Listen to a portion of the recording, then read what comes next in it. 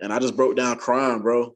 And I said, is this real? Because at this point I had just fired everybody. I had nobody there. The two guys that was the only people I knew, they were gone. And it really hit home that, because my owner told me, he said, you're gonna just have to figure something out. And I had to, it was a point in time where I didn't, because at that time I was still using a rental, but my owner was like, no, you just can't keep putting money into the rentals. And I couldn't pay for a rental by myself because of my situation. Sure. So I didn't have a rental at the time. And he told me just couldn't. So I remember I was stuck at the rental place because I had just returned the rental. I had to call someone I met in Fred Meyer's that I had signed up to drop me off at home. Like a random, like a guy I met in Fred Meyer's that a customer, I had to call him to pick me up. And then I was just Ubering back and forth to Fred Meyer's because I didn't have a car.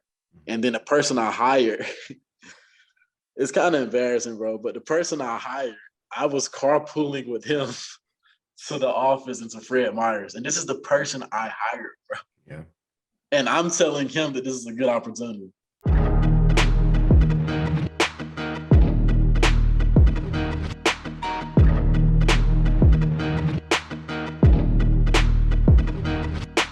So Terrence, you made it to owner in Smart Circle, which means that you essentially reached the pinnacle of success that most everybody who enters Smart Circle or who finds themselves in Smart Circle wants to get to, because that pretty much means you've made it, you've succeeded. Yet you left Smart Circle just a few months ago. This is very fresh. And there has to be a reason why you're talking to me this beautiful morning, because I don't get anybody who comes on here and talks about how wonderful and awesome Smart Circle is. So what brings you to this conversation today? I would say honestly, man, it was a combination of factors. I actually saw your video around July of last year. So I knew about when I joined Smart Circle and joined the company June of last year. And within a month, I was selected to go to a conference, a regional leaders meeting in Miami, Florida. So it was like a lot of the top reps, and my office was still pretty new. So the owner of my office was still pretty much a new owner, so it wasn't as big as other offices. So he selected me to go out of the people that was there currently because of my performance. And so going there, I got to meet a lot of the top representatives in the company. I got to meet like some of the executives in our organization for our specific org because each region has their own organization. And so mine was a part of the Southern Leadership Conference. That's what it was called. And so I got to meet a lot of people there. It was, when I first went, it was an amazing experience, because I was, everything was so fresh and new to me. So it was like, it felt like Christmas almost, because I'm like, this is like a dream come true. I had left college because I realized that wasn't the route for me. And so I had just left another sales job for not with this company, but just it was cell phone sales. So when I found out about this opportunity, I was like, I can own my own business. I was only 22 at the time. I got a daughter, and I was like, this can really change my life. And so hearing the stories of everybody that had went through the program, they talked about how long they've been in there for years and how everything has changed their life. A lot of times they connected with me. They said, we got kids, and it felt like a match made in heaven. I was finding all these like-minded individuals, everybody saying entrepreneurship and, the 9-to-5 grind is not what we're here for. And, I was immersed in the experience, honestly. And I was just happy and grateful. And that was my first time ever flying too. So it was like a lot of new experiences for me. And they had paid for my flight and paid for the hotel. And I'm saying, this is legit. My family was happy for me. I'm wearing suits. And so, but everything went well. Nothing was wrong with the conference. I left. And for some reason, I don't know if this is intuition. I don't know if it was a higher power, but something in my stomach just told me to look up one of the names of the executives who was presenting there. I don't know why. He was there, and I looked his name up and on Google, and I stumbled across the web page, the Devil Court. And so I Yep. started immediately. My heart dropped because I'm saying I had just had this really big high from coming from Florida, and I was just I left the airport and I can't forget this moment. I was in a restaurant and I looked this up, and my heart literally just dropped to the floor. And I said, I don't know what this means. I don't. I just felt I got like this rush of anxiety. I don't know what I'm getting myself into. Is this something deep? Is this a cult? Like, what is this? And I was just really genuinely confused because it was so many emotions, especially for this my first time ever flying, and I had all these new emotions happening. So I drive home and I talk to my girlfriend about it. I'm saying, because I haven't watched the videos yet. I'm saying, I don't know what this is, but it's a YouTube thing that I can find. So I started looking up Smart Circle on YouTube. And lo and behold, I stumbled upon the video. And so I'm watching this video and I see people in Sam's Club. I see the lingo that we're using, the morning meeting. And now it starts to sink deeper to me that this is not what I thought it was at first. It's something like much deeper. I didn't even know how deep it was gonna go, the rabbit hole was gonna go. So I just kept going. I watched the videos of the testimonials that people had posted. And I was looking at this, and my girlfriend watched it with me, and she was just as much as in shock as me because she seen how happy I was. She seen how I was motivated. I was having these goals, and I felt like I was getting my life together. But I cried that night because I felt like just in that month, I think a lot of people that has been in this company, time gets really skewed. So like a month feels like I hear a lot of people talk about this as well. A month feels like forever. And I felt like I had developed these bonds with the people that was there. And so I go back to at this time my owner is still at the conference because the owners they got to stay an extra day from what the reps went. So I go back into the office, and right now somebody else is running the office while the owner was away. And when I walk into the office, my conscience just couldn't let me hold what I just found out. So I tell the whole office, like, that's just how person I am. I just felt guilty if I didn't tell them what I knew. I was like, this is not what we think it is. I got this video. I started sending the video to everybody in the office. And at this point, I'm like, yo, I don't know what you guys are gonna do, but I just can't do this no more. I can't work for no organization that even is involved with this type of, mistreatment, lies and deception. I said, I can't be a part of it. And at that time, I was a very vocal piece in the office. So a lot of people was gravitating, they was listening to me. They was like, I don't want no parts of it. I don't know what I was going to do either. And I actually had somebody who already knew about it in the office. He said, hey, I already knew about this, man. He said, I worked for, I think it was another one of the parent companies. I don't know if it was Credit Code, but it was a different branch company he worked for. He said, yeah, but he said Smart Circle is a little bit better than them. And he said, I already knew about this, man. He said, I was going to quit anyway. I was just doing this for a summer job. And so I tell everybody, and everybody say, yeah, like they don't want to do it. And so the owner comes back that Tuesday. I think it was that Monday or that Tuesday, or it was one day during the week. He comes back, and I know for him, he gets hit with this bombshell because on that day, literally 3/4 of the office quit. So at this time, it's around 12 people there. So around 7 or 8 people quit that day. And the look in his eyes was just like, he was shocked. And at that time too, like I was supposed to go to the field, and I didn't go to the field that day. I said, I'm not going to the field. I'm not about to work anymore for this. And I told him, he called me, and I was just telling him, I was like, why didn't you tell me about this? Because, you've been in this business for a year and you're a very smart person. I'm pretty sure you knew about this parent company stuff. You knew about how this stuff is. And I was more upset because I really viewed my owner as a friend. We started to develop these emotional bonds and connections, and we had a lot in common. And I was like, why didn't you tell me? I thought you looked at me as a brother. That's what we had here. And he was like, he was confused. I don't know what you're talking about, man. And my girlfriend, she was just really supportive of me at that time. And mind you, this is last year when I first was I'm in it. And so I was just really confused and I was upset. I was really angry and frustrated. So I'm sitting down and he come to me. He came to my house that day to give me my check because at that time we hadn't got direct deposit set up. So he gave me my check and he said, I just want to know I'm here for you, man. And I cried. I was just very emotional about this job because I thought it was the best thing ever. And so a few days passed. I told him, I need to figure some stuff out. He told me to give me some time to think about it. But he tells me that he said, can I do him one favor? And I say, yeah, well, what is it, man? Like, what do you need me to do? He said, can you just speak to my my promoting owner, who was a national consultant? So my girlfriend, she told me afterwards, she said that should have been a red flag for me. But this time I'm still having these emotional connections to the job. And so I'm saying, okay, I'll give it a try. I heard what he said. And so the national consultant, I'm pretty sure he's ran into these situations countless times. So he's sure, pretty much trained on what to say and how to handle these situations.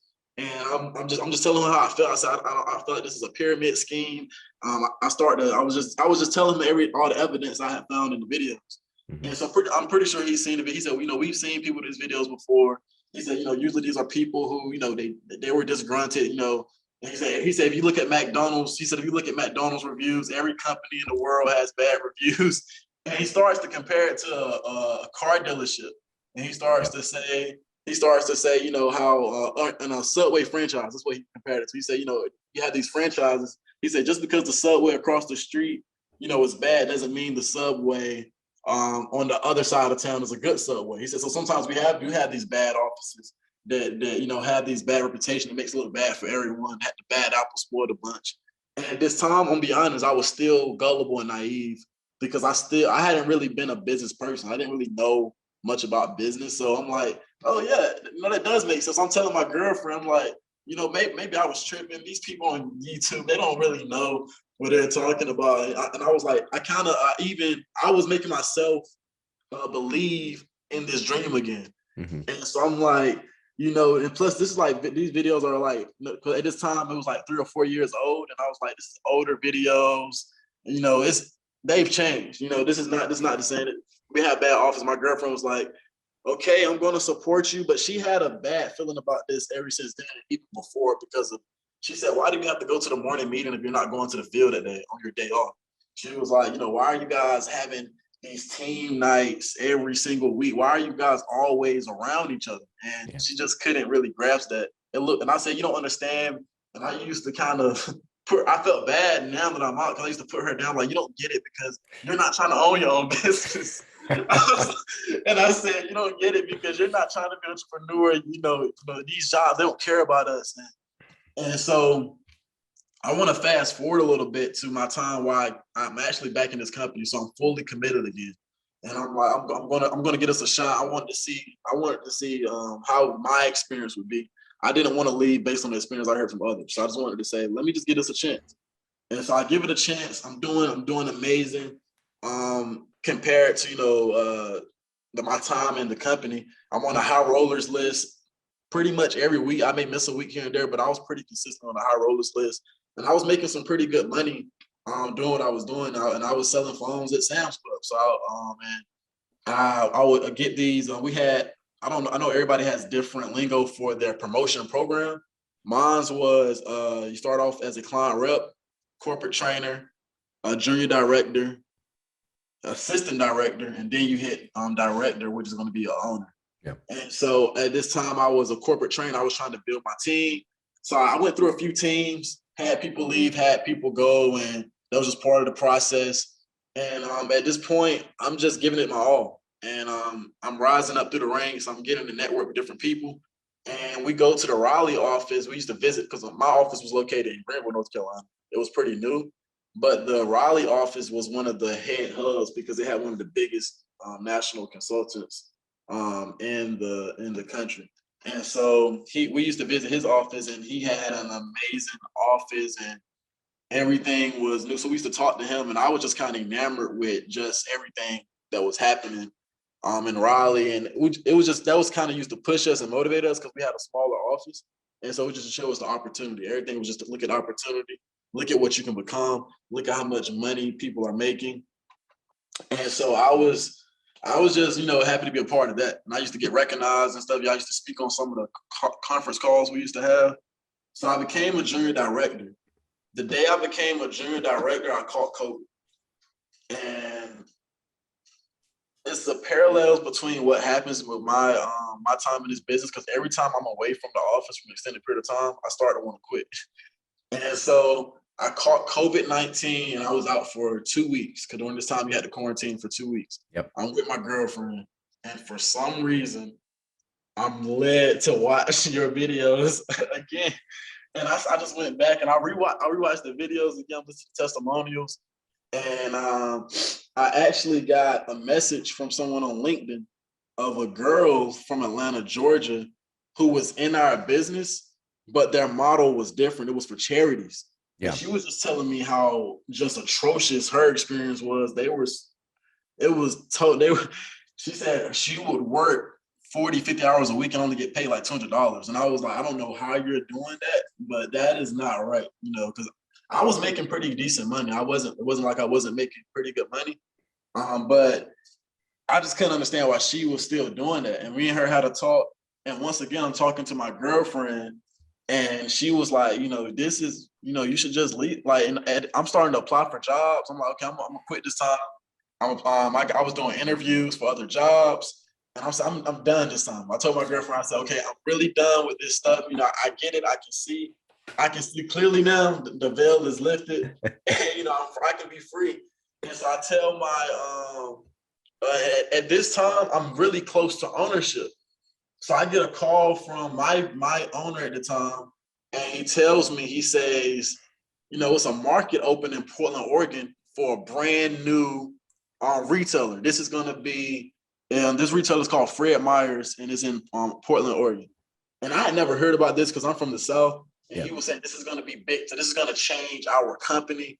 Where this is a whole new retailer that we're about to be partnered with, and it's huge for our company. And at the time, I didn't really care. I was like, okay. I mean, I was about to leave anyway, so I wasn't really excited. I think you can tell. And so my day where I'm supposed to go back to work, I just wrote to him and say, hey man, I know I've been with you at this time, because it didn't take me really long to get the ownership. So at this time it was around 2.5, 3 months at this time when I'm having this conversation with him. And I'm saying, I don't think, this is for me. He was like, what are you saying, man? He said, he was still confused again. I'm like, bro, I just can't be a part of something that feels so dirty to me. I feel like even though I'm treating my people on my team nice, even though I'm trying to do it, and I feel like my owner, he was doing the best he could with what he knew, so he wasn't really treating me bad.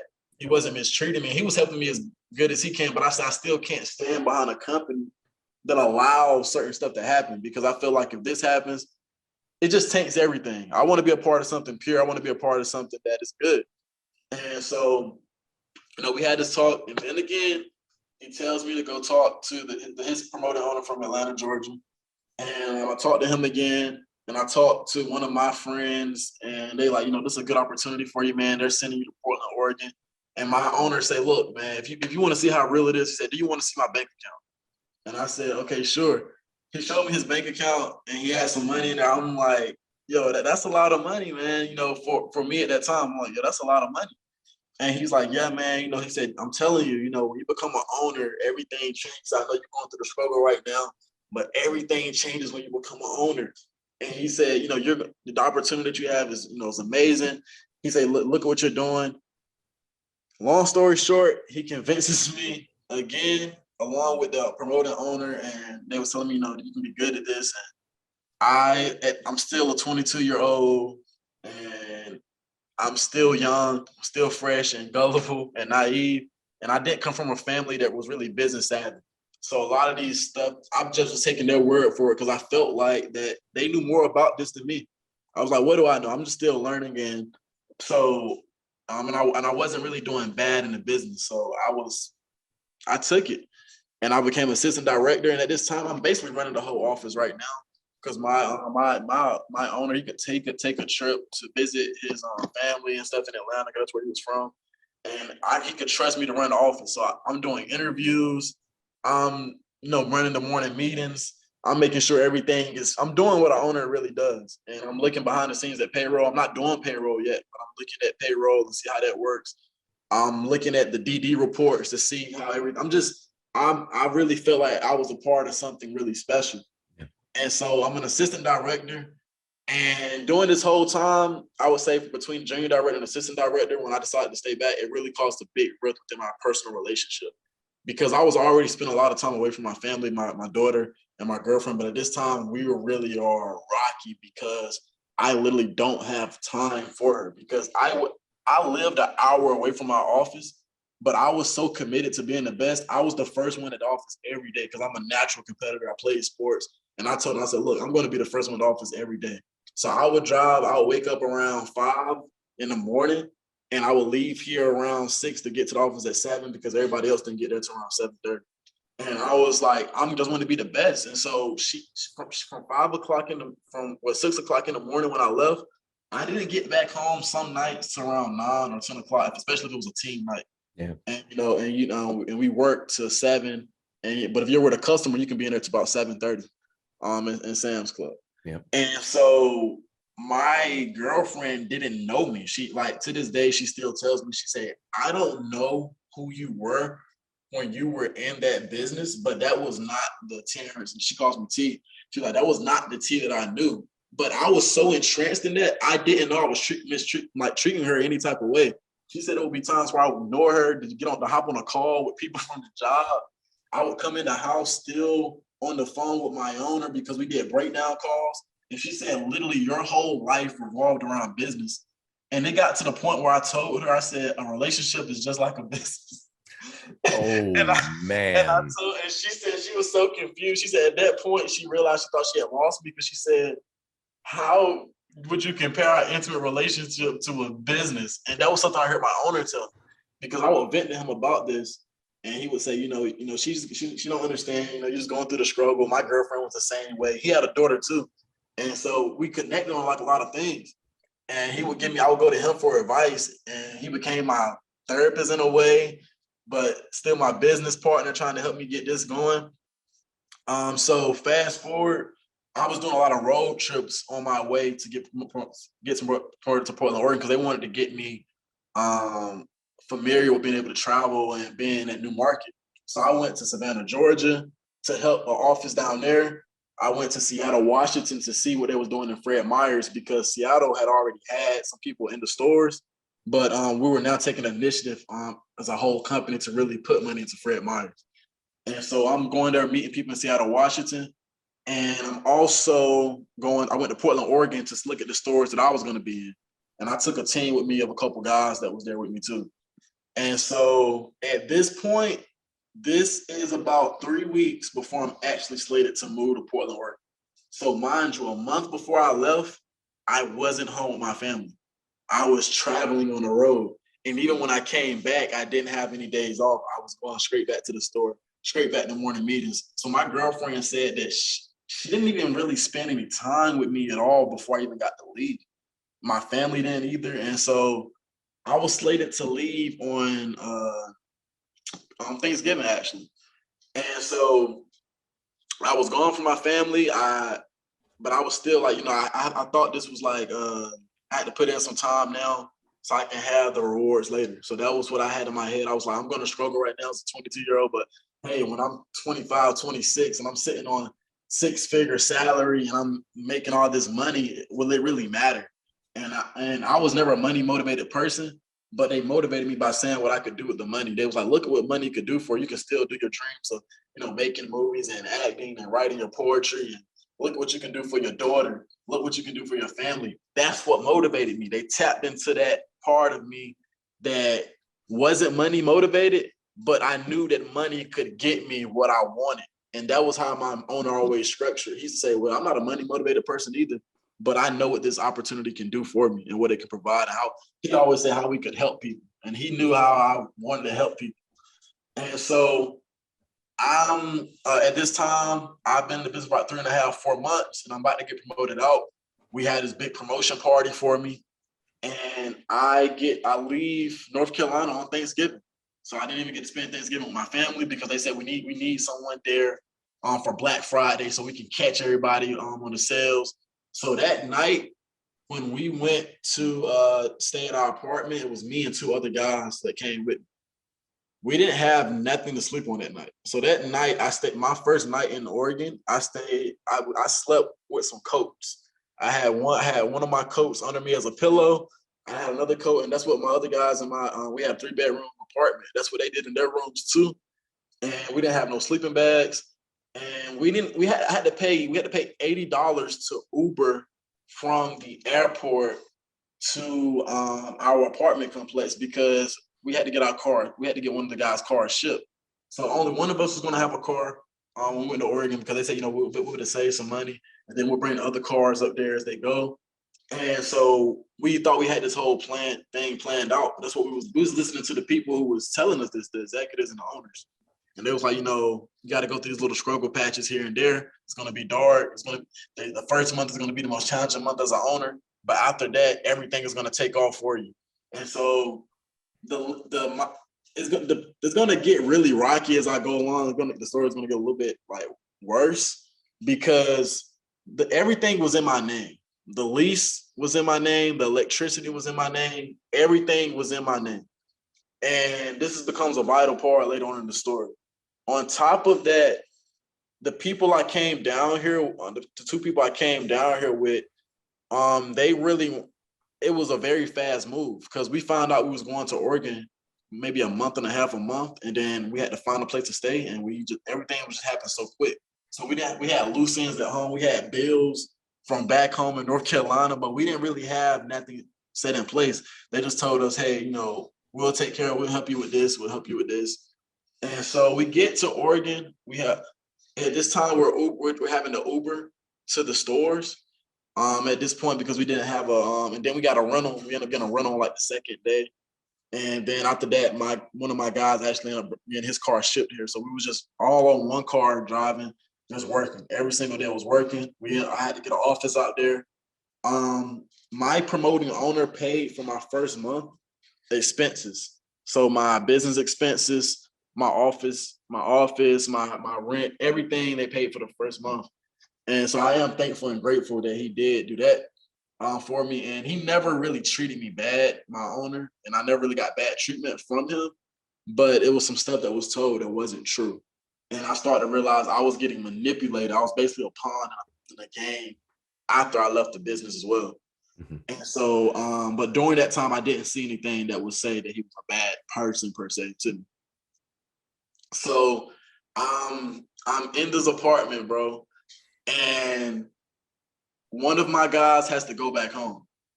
So I only came down here with two people, and I was supposed to build this business up with these two. These are my two top leaders that I brought with me. He has to go back home because of personal issues. So now it's me and the other guy. That room is vacant. And so what my promoter owner said, he said, we're going to send you some road trips to help you get it started. So he's sending some guys out here to road trip to help me build my business up. And I'm recruiting. So at this time, I'm doing everything. I'm recruiting. Not recruiting, but I'm talking to my recruiter, making sure people get into the door. I'm doing the interviews. I'm doing payroll. I'm still going to the store working full shifts because I don't have anybody else to staff it because I didn't have people down there already doing interviews for me. I didn't have anything set up. I had to start this from the ground up.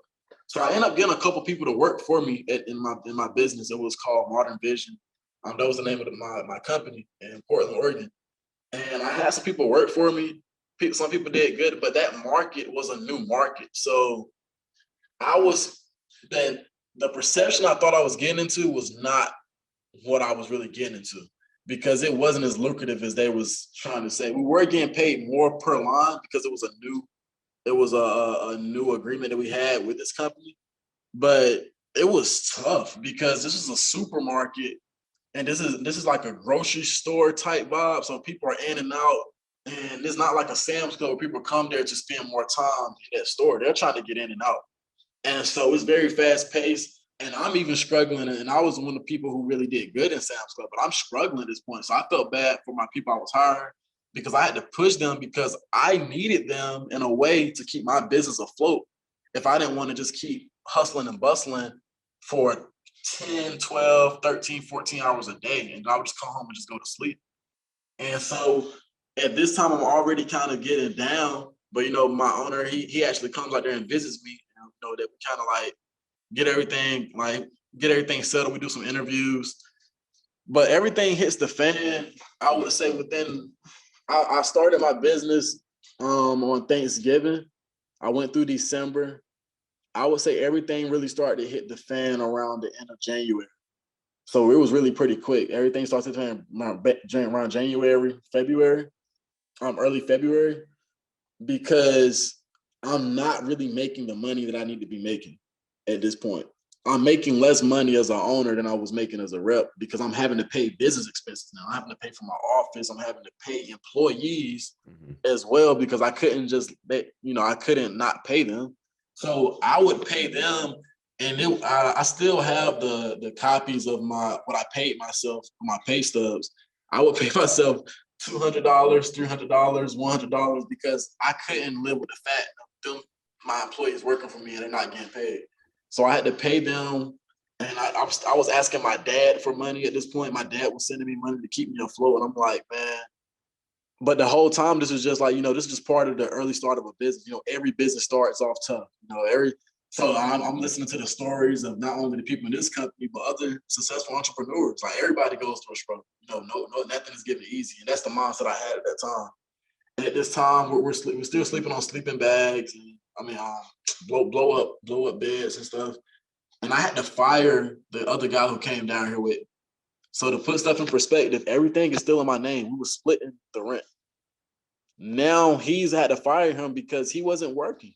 He was just sitting in the stores. We got complaints from the managers, and he was just saying, and I caught him red-handed one day, just not working. So I was paying him hourly while he's staying with me, bro. So I'm losing money on him in the business and personally. So I had to make the decision to fire him, and I had to drive him back to the airport to so he can go back home to North Carolina. So it's just me now in a house by myself that I came down here with, and I'm paying for everything at this point. On top of that, I was told that my girlfriend and my daughter that they was gonna pay, they was gonna help pay the bills that was left here. I said I can't really leave them with, they still have to pay rent here. And at the time, my girlfriend was still looking for a job, so I told them I can't leave her in a situation where I'm having to pay bills out there and bills here, and they understood it. So they say, look, we're gonna help you out with the bills, with your girlfriend's bills. We're gonna make sure that's covered. We're gonna help. How many months of rent does she need to get paid up to help her out? And I was like, I gave them the numbers and stuff, but nothing happened, bro. So my girlfriend and daughter is down here struggling, and there's nothing I can do to help them. And at this point, me and my girlfriend had broke up because of this business, bro. Like she said, because she couldn't go to work with me because they said she should wait 3 to 4 months so I can get settled. But I think they knew that she was the link between me not being in this business, because every time I would talk to her, I would want to leave. And I really every time I would talk about me leaving, it would always go back to my family. So they knew that if she was there, it would get into the way. But when she's not around, I'm just really business focused. So she didn't get to go with me. My daughter didn't get to go with me because of whatever they were saying of how it didn't make sense. I need to go down there with these two guys because financially it would make more sense, and then we could bring them into a better position. But her build that was the thing that really hurt me the most, because they didn't help her out when she really needed help, because she was basically a single mother at this point in North Carolina, and I'm hours away literally on the other side of the country, and I'm struggling myself. And so my owner would try to help me out. So he had this critical conversation with me, and he said, "Look, man, I'm losing a lot of money." He said, "So what we're gonna have to do is you're gonna have to go from 3 stores to 1 store," and he said, "You're just gonna have to make something happen at this point." And I'm like, bro, because at this point I had a used Honda Accord. I sold it to CarMax and got about $2,900 for it, almost $3,000 to help me. So I wasn't even here for that sale. My owner actually helped me with that. So he took the car to CarMax, and I had the money. So I had the check sent to my address in Oregon. Because I didn't get to take my car with me either, and it didn't get shipped to me. So I was using that money to pay bills, bro, and just to have food to eat. And so at this point, I was like, okay, I can go to one store. So I was like, I can just do this myself and build it back up. He said, yeah, man. He said, at least you don't have to pay no employee. So I had to fire the 3 people that was working for me because I had to tell them that I'm not going to be able to, we're not going to be able to do this. And I had to really be real with them. And it hurt me to do that, but I had to do it or everything was going to just be closed down. It was just a very tough situation, how everything was structured. And so at this time, it's just me right now, and I'm working. I hired one more guy to work with me out of that one store because they said that was going to make sense. And we started doing pretty good. And I started making some money. I started to kind of save up some money. My business account started growing. And so I started to see the light at the end of the tunnel. But at this time, I guess you would say I was burnt out because I had lost the 2 people I came down here with. And during that time where my guys left, I had to room with strangers, bro. I did something illegal. I put my apartment on Craigslist and Airbnb and apartments.com, and that is illegal. You can't rent out the rooms well, that the apartment complex I was at, that was not in the terms of conditions. You cannot do that at all. You can't sublease a lease. And I was doing that because at that point, the cost of living in Oregon is completely different than it is in North Carolina. And the area I was in was a pretty good area. And so I was living with complete strangers. There was 2 people I was living with that was complete strangers, and everybody I knew was gone. So my best friend at this time was the guy I just hired, and me and him started to hang out a lot. Me and him are actually still close right now, and I'm grateful for that friendship.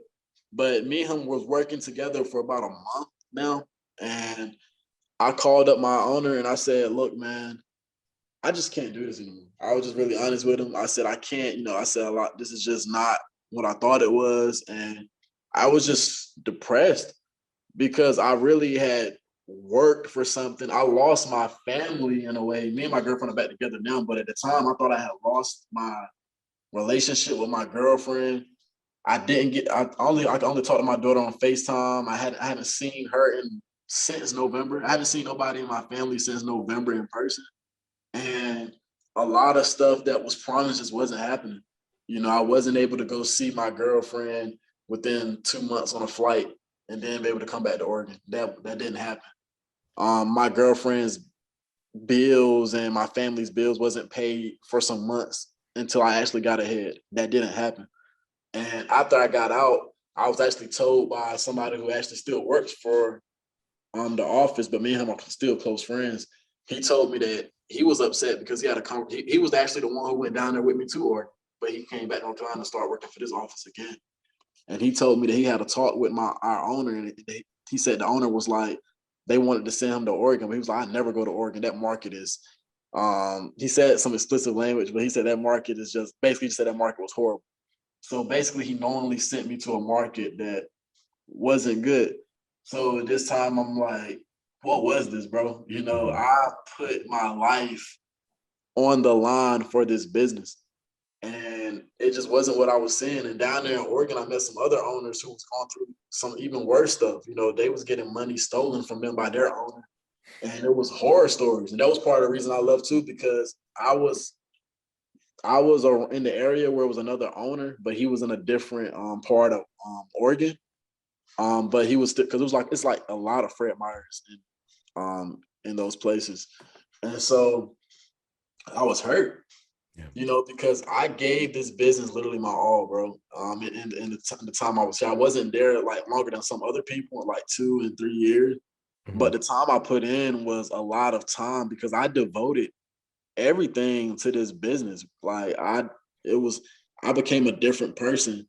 I did grow a lot, personally. I did start, I learned a lot about finances, but it wasn't worth losing what I was working for. I was working for my family. I wanted to put my family, and I lost that. And when I realized I lost sight of that, I felt hopeless at a certain point in time. So I ended up coming back here, to North Carolina in March. And, that's the story, of how, I became an owner, but it wasn't what it was cut out to be, and I put in a lot of work. I tried, I sold my personal belongings to just try to make this work to invest into my business bank account because I had 2 separate bank accounts, a business account and a personal account. And it hurt because I lost a lot, and I feel like I lost a lot more than I gained. I did gain knowledge, Yeah. but um, it's just tough because even when I was in that situation, one thing that hurt, I never forget this scene. I kind of wrap it up. When I was in Oregon on an Uber, and I just broke down crying, bro. And I said, is this real? Because at this point I had just fired everybody. I had nobody there. I was the two guys that was the only people I knew. They were gone, and it really hit home that because my owner told me, he said, "You're gonna just have to figure something out." And I had to. It was a point in time where I didn't, because at that time I was still using a rental, but my owner was like, "No, you just can't keep putting money into the rentals," and I couldn't pay for a rental by myself because of my situation. Sure. So I didn't have a rental at the time, and he told me he just couldn't. So I remember I was stuck at the rental place because I had just returned the rental. I had to call someone I met in Fred Meyer's that I had signed up to drop me off at home, like a random, like a guy I met in Fred Meyer's that a customer. I had to call him to pick me up, and then I was just Ubering back and forth to Fred Meyer's because I didn't have a car. And then the person I hired, it's kind of embarrassing, bro. But the person I hired, I was carpooling with him to the office and to Fred Meyer's. And this is the person I hired, bro. Yeah. And I'm telling him that this is a good opportunity. I'm telling him that ownership is, like if we work hard at this, that we're gonna do something special.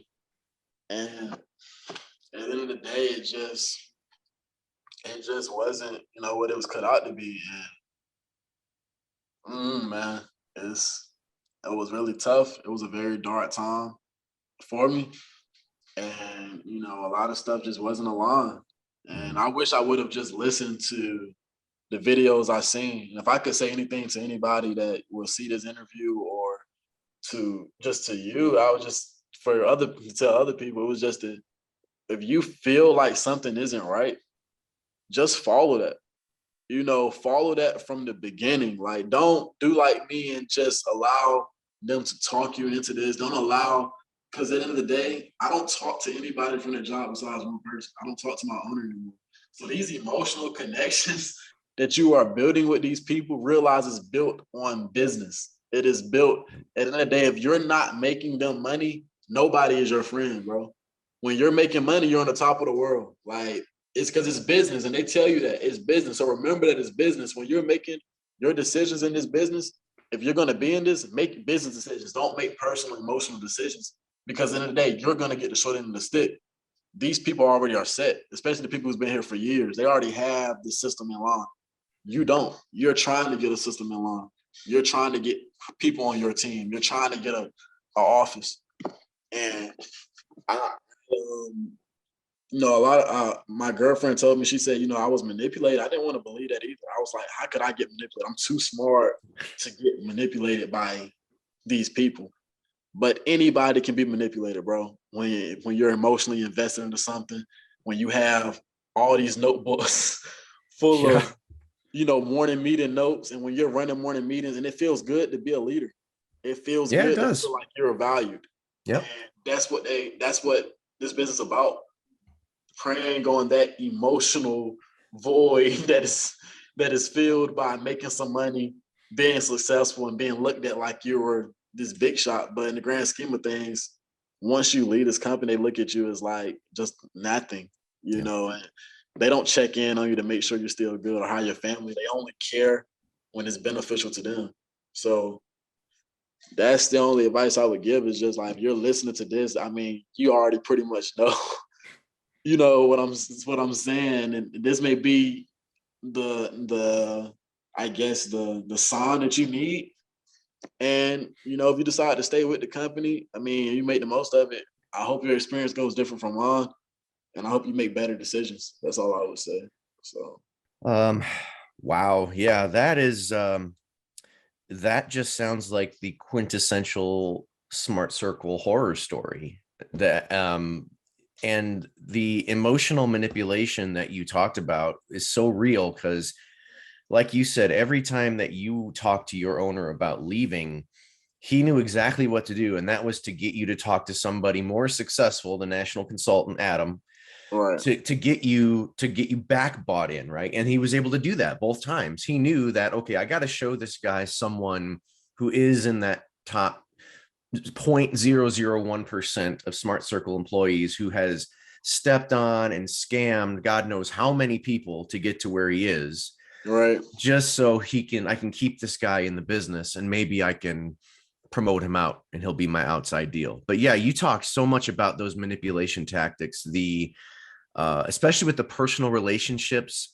And that's one of the things, that they always talk about, especially when you're new in Smart Circle. They talk about getting to know your crew, what makes them tick, what is their step 7, right? What is their reason for being here? Right. And the reason they want to know that is so that they know what they can use against you. Like you said, you weren't money motivated, but they painted the picture, another phrase they use in the business. They painted the picture to make it seem how you can use the big money that you're going to make to help your family, which is your reason for being here, your why, right? Your step 7. So it's all manipulation tactics. And just listening to you talk about when you were, your girlfriend said that you were talking to her and you would take a phone call from one of your teams. I was like, oh my God, because I used to do the same thing. Right. And my wife would get so pissed. And at the time I thought, well, yeah, but this is more, as horrible as it sounds, this is more important than you, honey. Sorry. Yeah. Right. And it's just thinking back now, I'm like, oh my God, I can't believe I was such a douchebag back Yeah. then, Yeah. Um, but they sell it so realistically. Like, if you want to be successful, if you want to own your own business, you have to put your business self ahead of everybody else. And that Right. includes your girlfriend, that includes your young daughter or whoever else is in your family. But they don't tell you in those opportunity meetings that when you become an owner, you have to be in the field. Otherwise, you don't make money. Right. And you will make, like you said verbatim, you made less money as an owner than you did when you were killing it in the field. And there's something wrong there, considering from the day you get in the business, the day you get into Smart Circle, they're literally lying to you about how great ownership is. Right. Um, And, I mean, yeah, bro. And that was the shocking thing to me because that was really all I was pushing for. And, mhm. I thought it was going to be different and it just wasn't. And like when you talk about being a douchebag to your significant other, that hurts you as a person, Yeah. especially if you're not that type of person. So Yeah. not only do a lot of people talk about the financial stuff and the stuff that happens, but the personal uh conflict that you have within yourself when you leave, no one is going to Yeah. understand it unless you are in this business and you have to leave. That personal battle and entanglement that you have with yourself where you have to leave this time you've been invested and you have to listen to the stories of the person that you were with and have to tell you how you acted and how you ignored them and how you would spend more time with people that you didn't know and how you would take calls from people that you just met because they were on your team. Mhm. It's just a lot of stuff, man, even down to the way we did interviews, how everything was just structured to sell. You know, the interview was just a set. It was another part of the sale, another part of the system. Yep. And I Exactly. should have realized something was wrong when my girlfriend brought it up to me. She said, "You don't realize that what your owner was teaching you was how to manipulate people." Because we used to always talk about emotional deposits, like a penny, like putting change into somebody. So when you do these little things, they're gonna start emotionally, buy in. And at the time, I just thought that was just something to help people grow. I Yeah. thought it was a tool that it's not. It's just to get emotionally connected to these people so they feel guilty when they try to leave or when they try to, we try to guilt trip them into thinking, you're not cut out for this. Yeah. And I hate to say I was a part of it, but I feel like the people I did come in contact with, I did leave a positive impression on them, even though we was inside of something that wasn't what it was supposed to be. Yeah. And it makes it more difficult too, because not only do they know what buttons to push and how to manipulate you, but they're so good at relating to exactly what you're going through. Because there were a couple times when you said, I think it was, you said your owner has a daughter, so Yeah. he was able to relate. Dude, I know exactly what you're going through. This is how I handle it.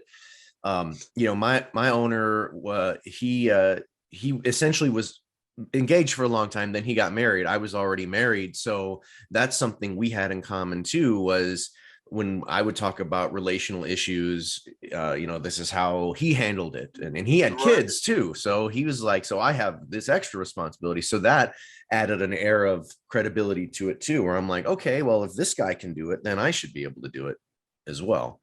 Right. um So what Good. would you say was the turning point for you when you felt like you just couldn't? What pushed you over the edge?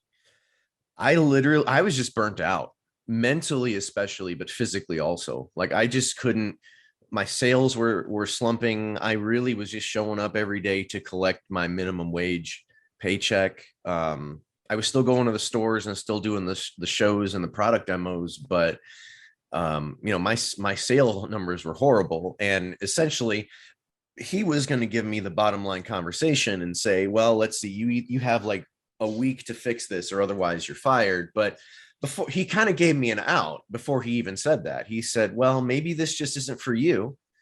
And at that point, like you had mentioned, the sunk cost fallacy, where that internal battle, right? You've invested so much into this, you've spent so much time, so much sweat equity, so much blood into this, that you feel almost foolish walking away from it because you Right. have to start over again.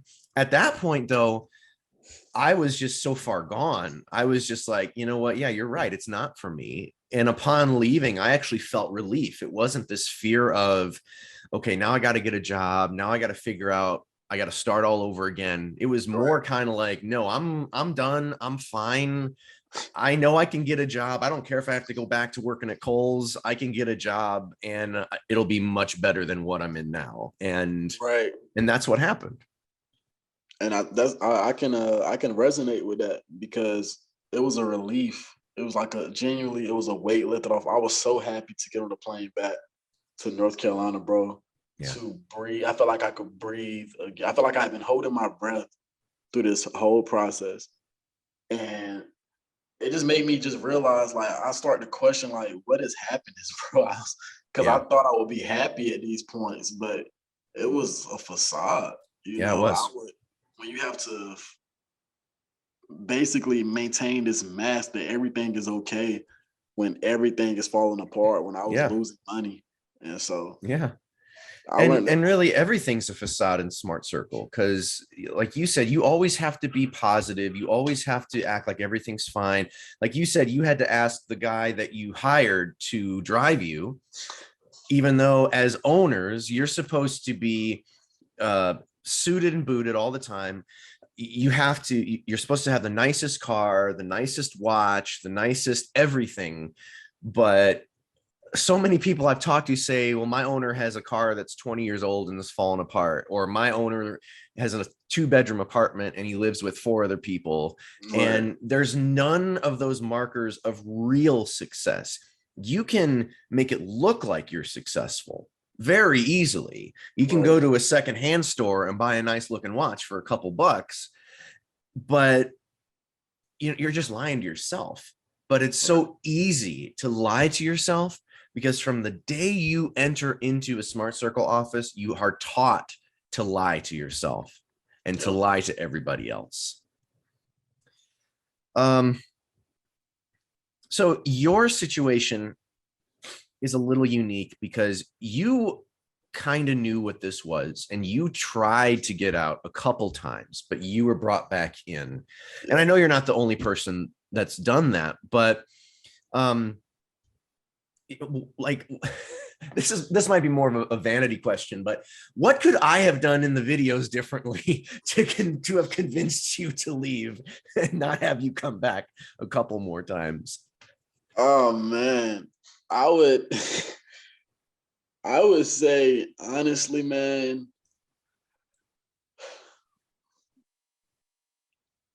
I genuinely, because I don't think it was anything you did Yeah. wrong. I just feel like the emotional attachment I had Yeah. was just so strong that it overruled my logical thinking center.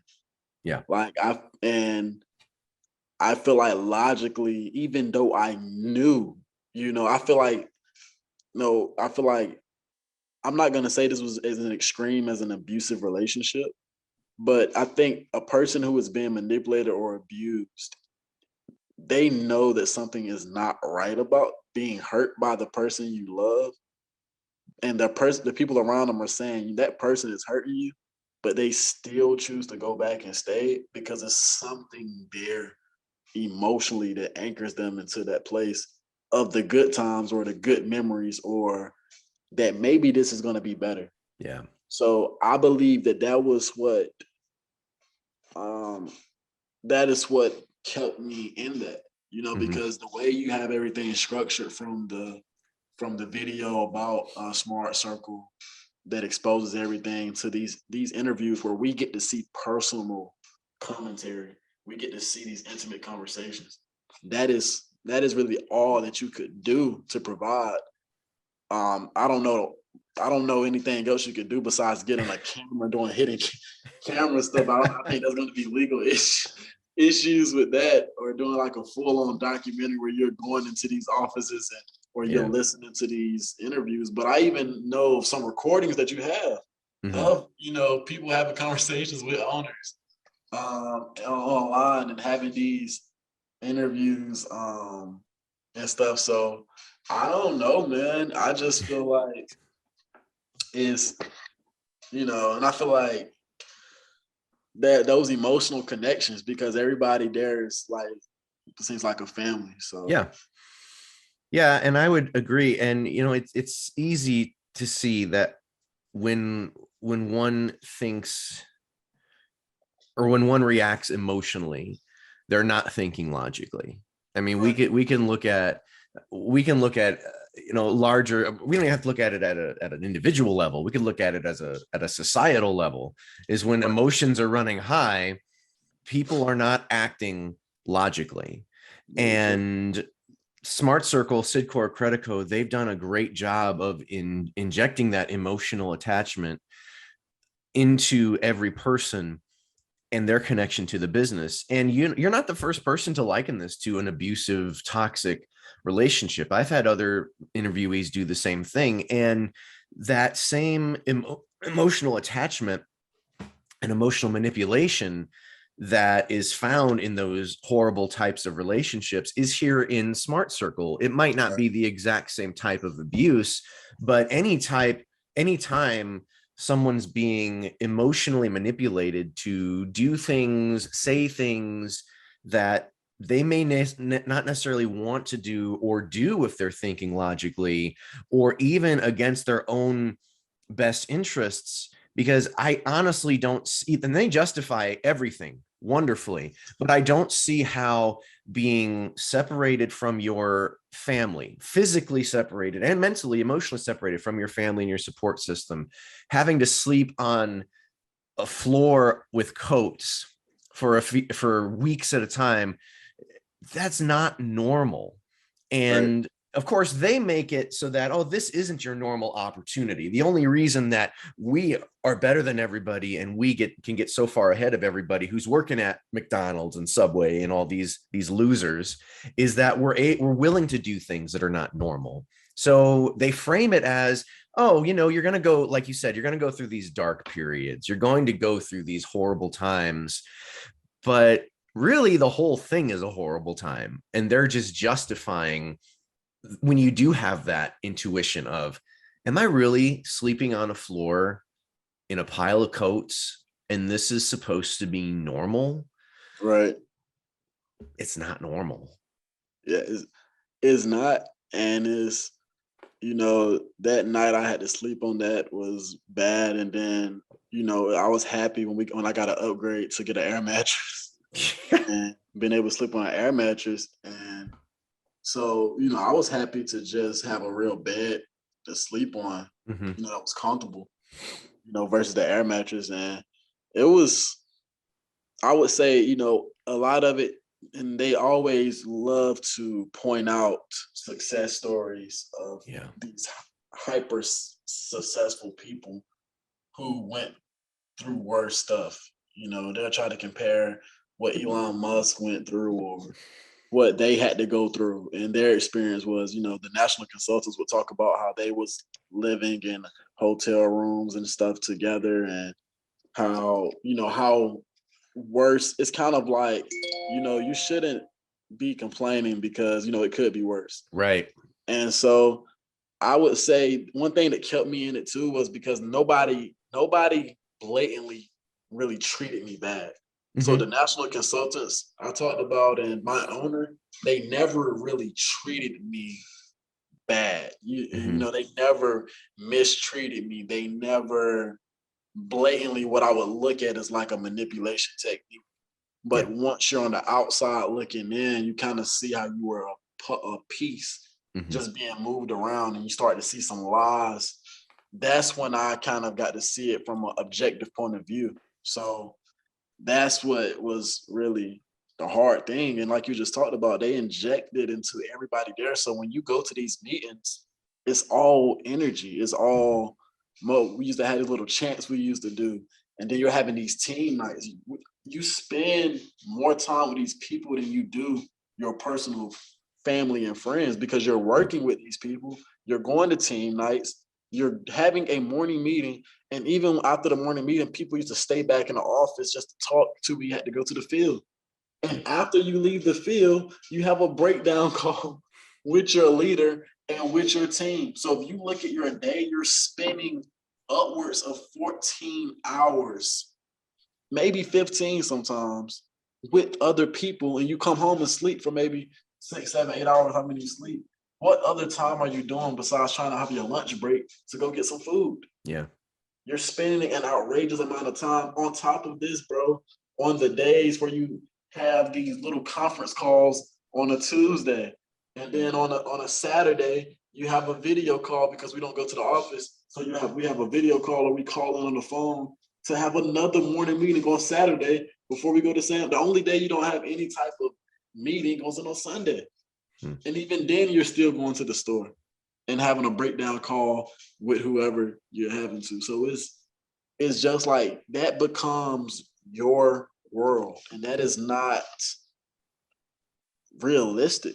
I don't think that's life. I don't, No. I don't think, I don't know, bro. And then like how you say, you guys call it your step 7. Yeah. We call it your why. Yeah. Having that why. And so it makes people, I think, like me and you, who may be competitive people, who may be people who want to be independent, who wants to be entrepreneurs, we have that in the back of our mind. So when people used to come up to me and sales come and be like, why are you doing this, man? Or like, you could work. It was one guy who actually told me, he said, look, we had a conversation. He said, look, you can just work for me and I'll pay you so and so amount of money while I was in Oregon. But I was like, man, I own my own business. Like, I would never work for anybody and stuff. Yeah. I had this. And at the time I was struggling. And so, yeah. and it's, but it looks very good on my resume. I will say that it looks very. So I am grateful for what it does. It looks good on my resume. So, but it's not. That's not life.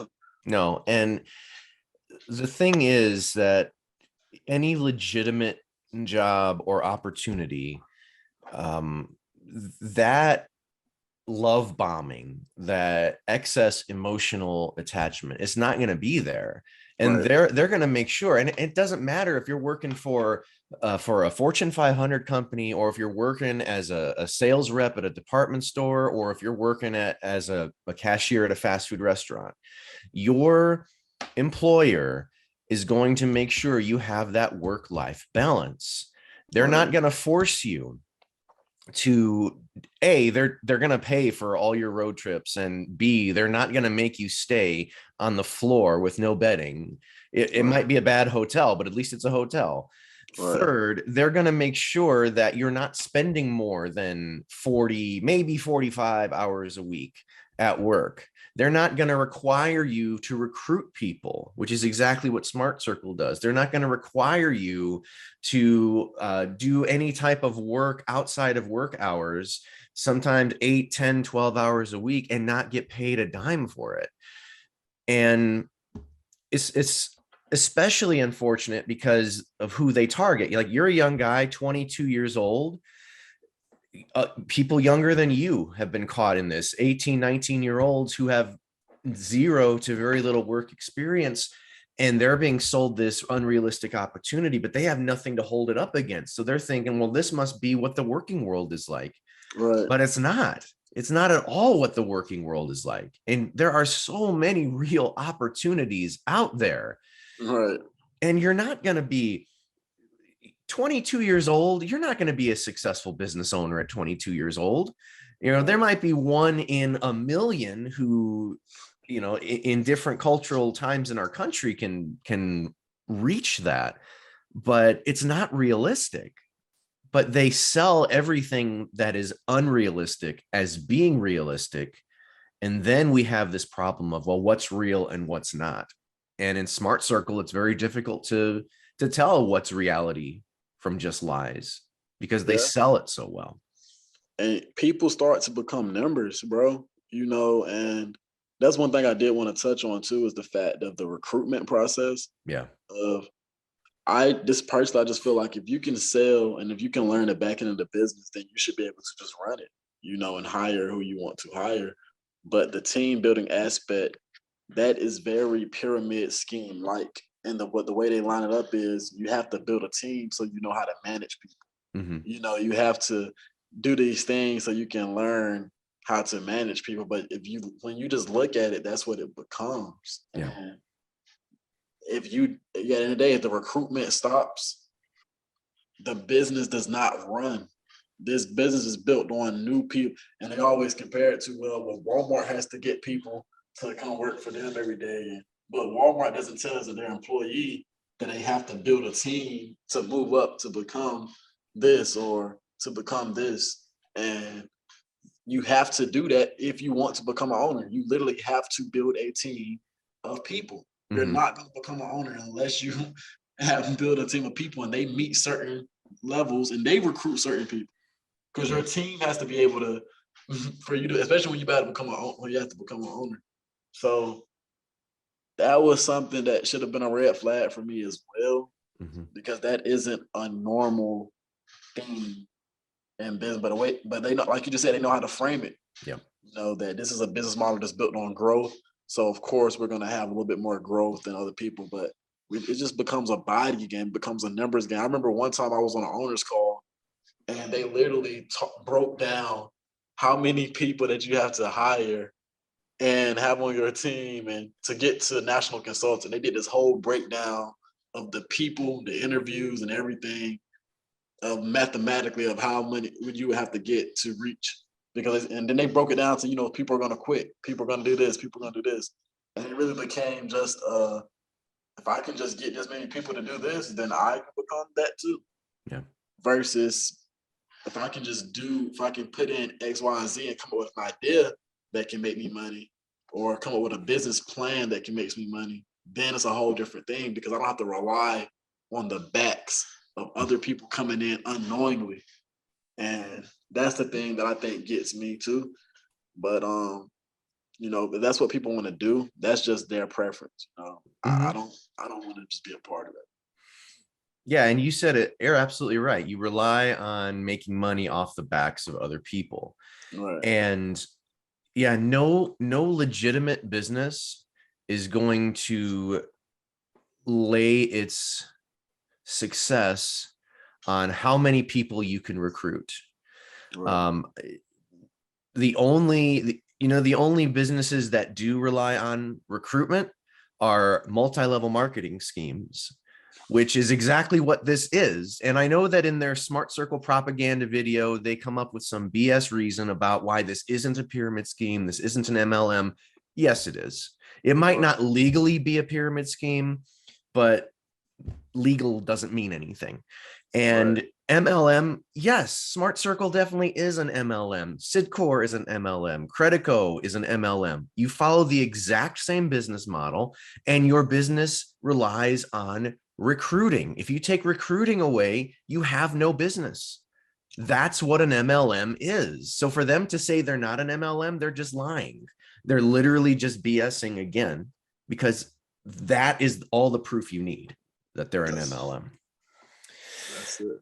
And again, like you said, it was hard for you to admit that that you were manipulated, because we all like to think, oh, I'm smarter than that.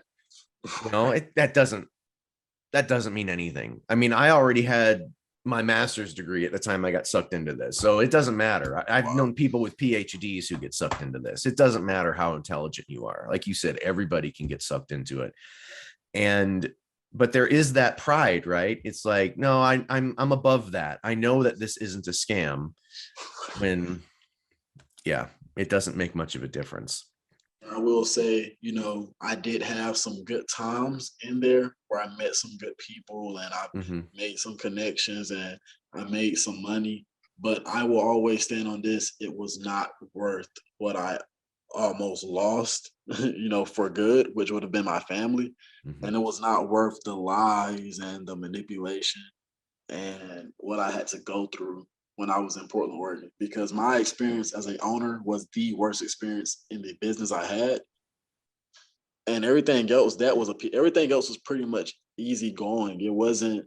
I had my times where I didn't want to be there because of what I seen, Mm-hmm. and then of course I not want to work there. But that my time as an owner was the worst time for me, which is weird because you would think it would be the complete opposite, Yeah. but it was not. I worked harder as an owner. I worked more hours as an owner. I had less time as an owner, and I lost money as an owner. So I don't know how that breaks down to the opportunity, but maybe I was just one of the guys who it didn't work out for, and I'm fine with being that. Because I don't really have any. I'm not one of those people who are like have any vengeance or revenge against them. I'm just telling my story and how it affected me. It may be different for other people, and that's fine. It's just not for me personally. And whoever else is going through a similar experience, I'm talking to that person. If you're having a good time and this is for you, maybe that is for you. I'm not saying you're a bad person for doing that. I'm just saying it's not for me. So I just want to put that out there.